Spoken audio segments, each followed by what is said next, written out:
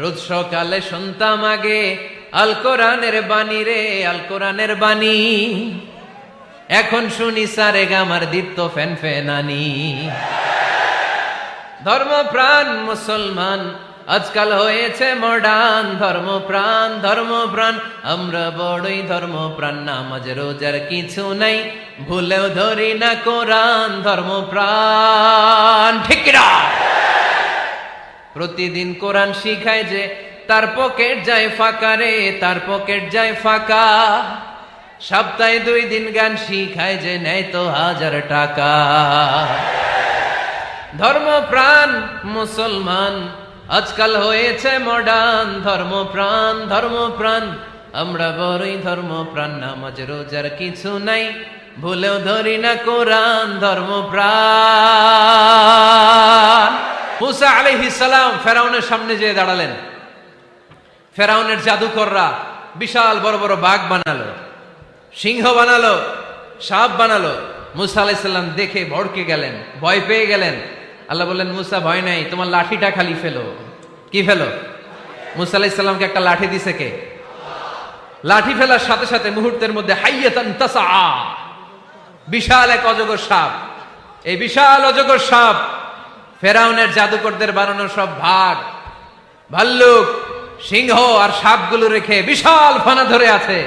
আর সাপ বলতে শুরু করেছে, আর কি আছে নিয়ে আয়। সুবহানাল্লাহ কইতে পারলেন না? এই দৃশ্য দেখার সাথে সাথে ফেরাউনের রাজপ্রাসাদের সামনে যতগুলো জাদুকর ছিল, কোরআন বলে ফাউলকিয়াস সাহারাতু সাজিদিন। এই দৃশ্য দেখা মাত্রই ফেরাউনের নিয়ে আসা বড় বড় জাদুকরগুলো মুসা আলাইহিস সালামের সামনে দাঁড়িয়ে আল্লাহর জন্য সেজদায় লুটিয়ে পড়েছে। ফাউলকিয়াস সাহারাতু সাজিদিন, সেজদায় লুটিয়ে পড়ে ঘোষণা দিল, আমি ফেরাউনরে মানি না, আমি কোন নাস্তিককে মানি না, আমি মুসার রব, হারুনের রব, বনি ইসরাইলের রব, আল্লাহর জন্য সেজদায় লুটিয়ে পড়লাম। চিল্লায় পড়েন আল্লাহু আকবার। মুহূর্তেই এক সেজদার কারণে তাদের নসিবে হেদায়েত দিয়ে দিয়েছে কে? পৃথিবীর কেউ কাউরে হেদায়েত দিতে পারে? অনেক বাবা ছিল নবী, ছেলের কপালে হেদায়েত নাই, আছে না নাই? অনেক ছেলে ছিল নবী, বাবার কপালে হেদায়েত নাই, আছে না নাই? হেদায়েত দেওয়ার মালিক একজন, চিল্লায় বলেন তিনি কে?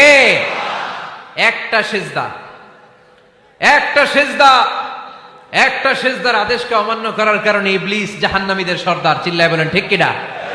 ওয়া ইয কুলনা লিল মালাইকাতি ইসজুদু লিআদম ফাসাজাদু ইল্লা ইবলিস আবা ওয়াস্তাকবারা ওয়া কানা মিনাল কাফিরিন। আল্লাহ বললেন, ও ফেরেশতাকুল সবাই আমার আদেশ মোতাবেক আদমকে সেজদা করো। সবাই সেজদা করলো, একজন ছাড়া, সে কে? অস্বীকার করলো, ওয়াস্তাকবার, অহংকার দেখালো, ওয়া কানা মিনাল কাফিরিন, কাফেরদের অন্তর্ভুক্ত হলো, জাহান্নামীদের সর্দার হলো। কয়টা সেজদার আদেশ? আওয়াজ করে বলেন, কয়টা সেজদার আদেশ অমান্য করছে? সেজদা কয়টা দেয় নাই? আপনি দেন নাই কয়টা? হ্যাঁ, আমরা দেই নাই কয়টা? এক সেজদা না দিয়া জাহান্নামীদের লিডার। আমরা সেজদা মিস করছি কয়টা? কয়টা? মুসলমান সেজদায় লুটিয়ে পড়তে হবে একজনের খুশির জন্য, তিনি কে? তাহলে কোরআনকে যে প্রশ্ন করেছি, কোরআন সব উত্তর দিয়ে ফেললো। কোরআন আমাদেরকে জানিয়ে দিল, তোমরা সবাই আল্লাহর নৈকট্যপ্রাপ্ত বান্দা হতে চাও, আল্লাহর কাছের বান্দা হতে চাও, তাহলে ওয়াসজুদ, কি করো? সবাই বলে নাই, আওয়াজ করে বলো মুসলমান, ওয়াসজুদ মানে কি? সেজদা করো। সেজদা করলেই আল্লাহর কাছে যাওয়া যায়। মনের যত জ্বালা যন্ত্রণা দুঃখ ব্যথা আপনি সেজদায় পড়ে আল্লাহরে বলেন। কোনো ভায়া লাগবে না, কোনো মিডিয়া লাগে না, কোনো সিরিয়াল লাগে না, কোনো অ্যাপয়েন্টমেন্ট লাগে না। ডাকতে দেরি, ডাকে সাড়া দিতে দেরি হয় না। তাহলে কোরআনের আলোকে আজকে আমরা জেনে গেলাম আল্লাহর কাছে যেতে হলে সেজদায় লুটিয়ে পড়তে হয়। এবার আমরা সুন্নাহর আলোকে জানার চেষ্টা করব কি করে আল্লাহর কাছে যেতে হয়। শুনবেন? কষ্ট হচ্ছে নাকি আপনাদের?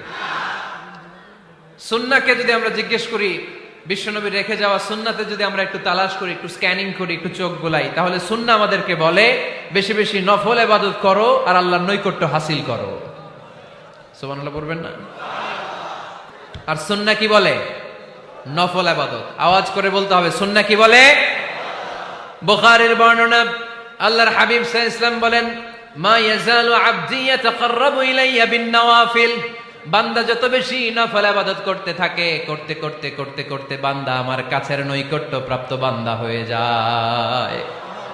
হাত্তা উহিব্বাহু, এরপর আমি আমার বান্দারে এত ভালোবাসি, কুনতু সামআহুল্লাযী ইয়াসমাউ বিহি, বান্দা যখন শুনে সে তার নিজের কান দিয়ে শুনে না, আমি আল্লাহর কানে শুনে।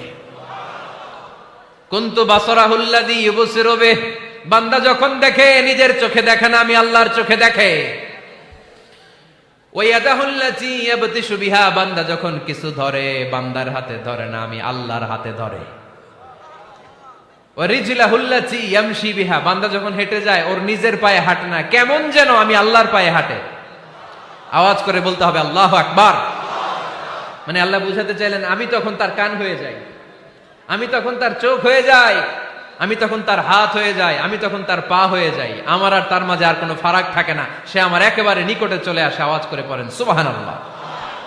এজন্য বিশ্বনবী সাল্লাল্লাহু আলাইহি ওয়াসাল্লাম বদরের প্রান্তরে তলোয়ার নাই, ঘোড়া নাই, ওট নাই, সৈন্য সামন্ত নাই, না খেয়ে হাড্ডি সারা ৩১৩ জন মুসলমানকে নিয়ে আল্লাহর উপর ভরসা করে বদরের প্রান্তরে দাঁড়ালেন।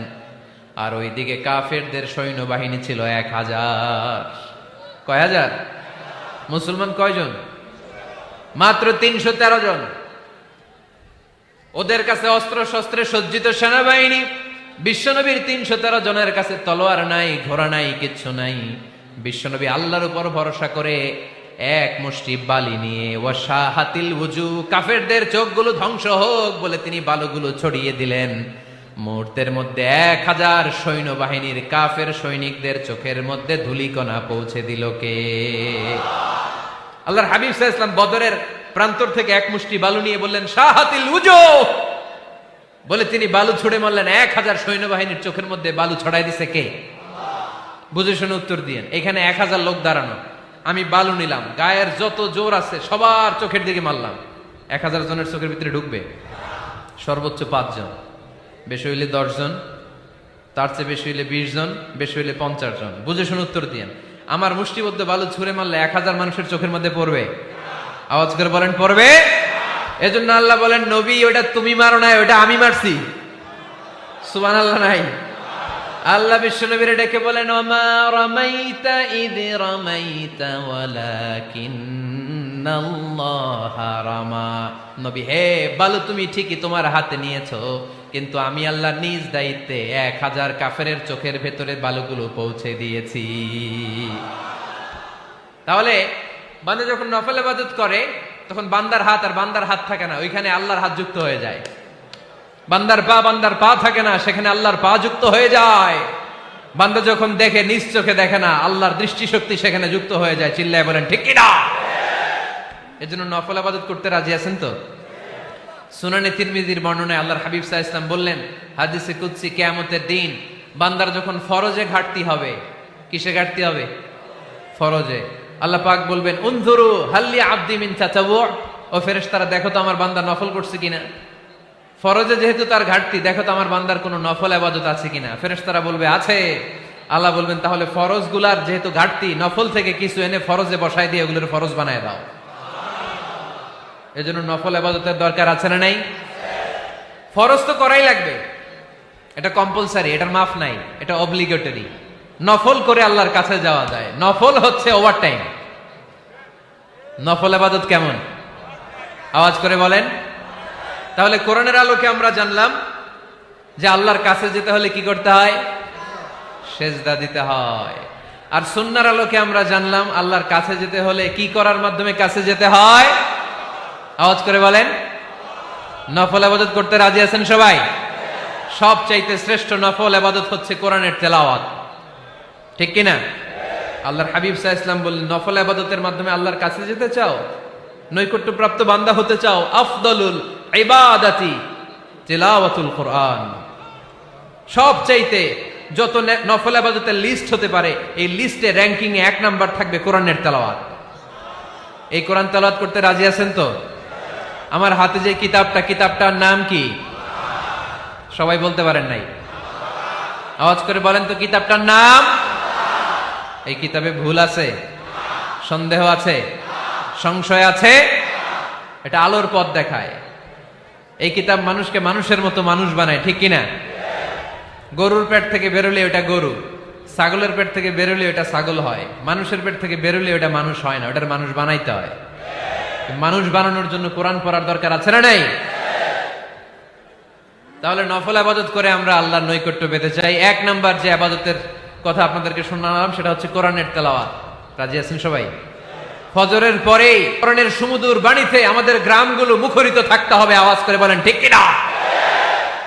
একটা সময় ছিল আমার বাংলার ৬৮,০০০ গ্রাম থেকে ফজরের পর কোরআনের ধ্বনি শোনা যেত।